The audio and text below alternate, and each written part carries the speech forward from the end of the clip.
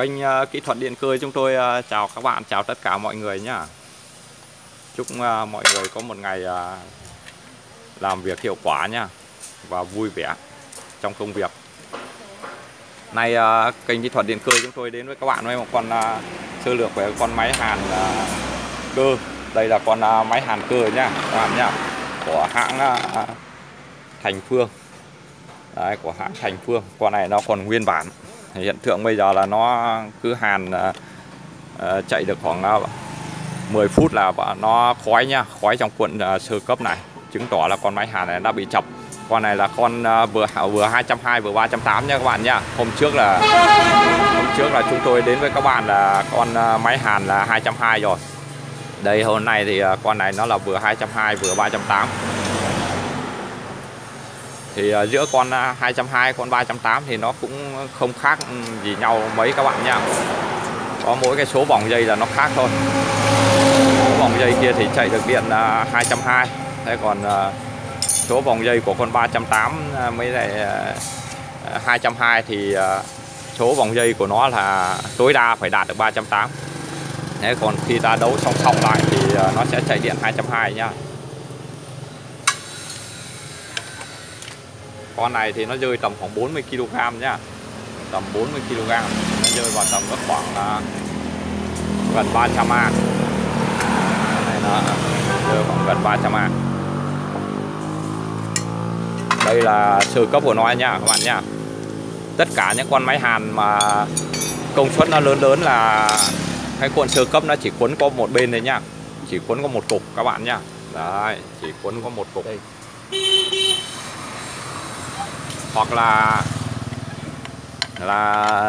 những con vừa vừa thì là nó giải sang cục thứ hai một số vôn tầm có khoảng 10, 20 hoặc 30, tức là tùy con to con bé nhé các bạn nhé. Chứ những con này thì không bao giờ là nó giải hai sơ cấp hai bên cân nhau. Không bao giờ nó giải sơ cấp hai bên cân nhau đâu nha các bạn nha. Đấy nó cũng là một cái lý do.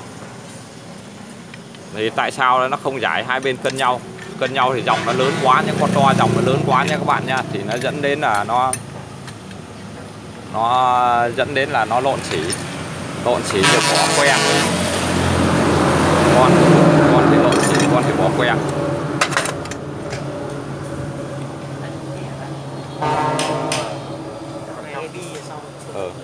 Ngoài kia thì đây là đầu ra của thứ cấp của nó đây. Đây là những đầu ra để hàn. Đây bên này là người ta cũng giải sơ cấp sang bên cuộn bên này nhá. Nhưng cái số vòng bên này nó ít thôi nha các bạn nha, nó không nhiều đâu. Nó rơi vào tầm cỡ như con này thì chỉ rơi vào tầm khoảng 10 đến 15V thôi nha. Sơ cấp của bên này. Thế còn bên này nó tầm khoảng 200V. Tầm khoảng 200V. Thì con này bây giờ là nó có hiện tượng hư rồi thì chúng tôi tháo ra để quấn lại.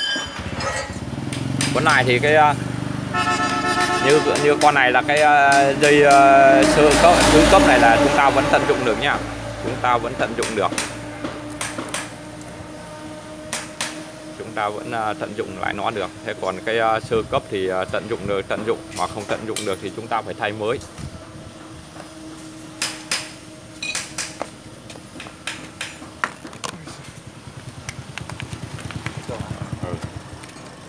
Khi mà này tôi nói xem rồi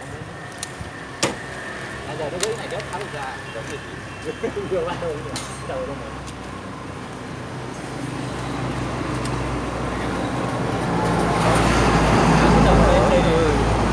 nước ra ấy. Rồi cái khóa nó trơn đi rồi tháo ra.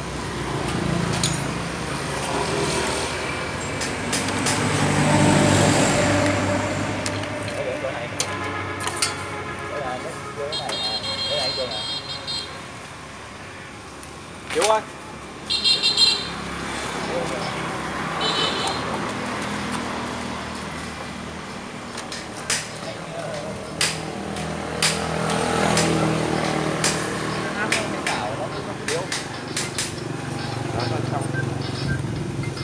Alo.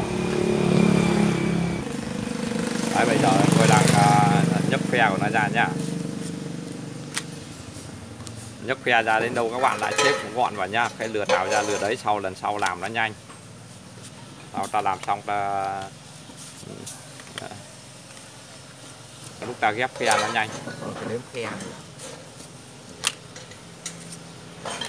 Chứ ta cứ vứt ra lung tung là sau làm lâu lắm, sau lại phải sắp phe lại.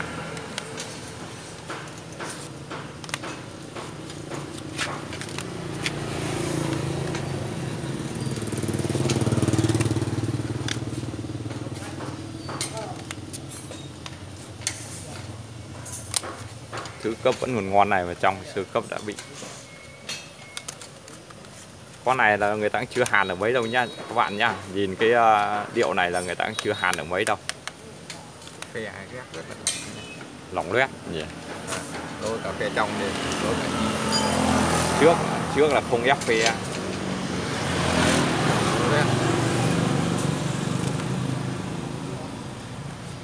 Con này phe nó rất chừng là lỏng nha các bạn nha. Nó không ép chặt như mình làm. ngồi được cái y lên.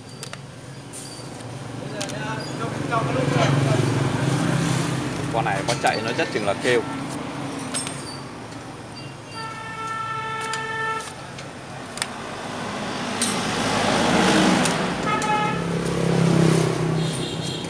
Này, trước tiên chúng ta làm máy hàn thì chúng ta có máy đến là chúng ta phải sơ qua lại về nó xem nó là 220 hay là 380 nha các bạn nha.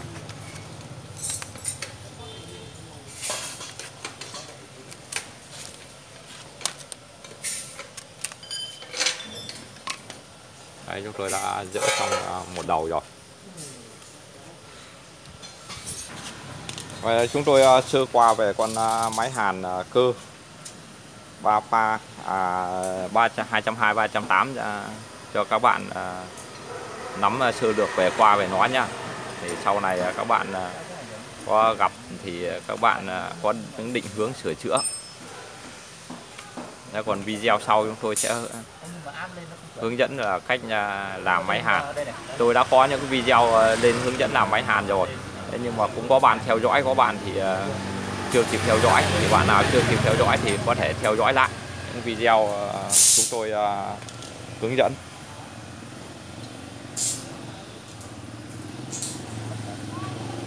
Thì bây giờ là thân ái chào các bạn nhé. Hẹn gặp lại các bạn ở video sau.